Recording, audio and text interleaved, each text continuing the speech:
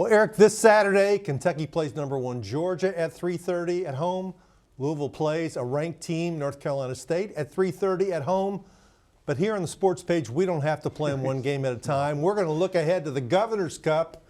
Which team is building more mojo for that game? Let's just skip right over these games this weekend against major opponents on their schedule. Well, as of right now, before those games, Louisville certainly is in better position because they've been encouraged. They had a 4-game winning streak. They lost at Clemson, but I don't think that should discourage them a whole lot. They'll come back home. The big question for Louisville is physically, how are you? What is their health situation? How's Malik Cunningham with his throwing shoulder and his non-throwing hand and all of those things?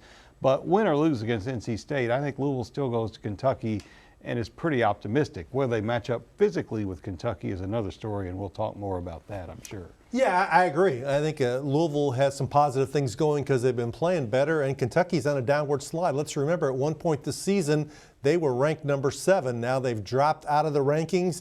They are very unlikely to beat Georgia, which is on its way to another national championship run.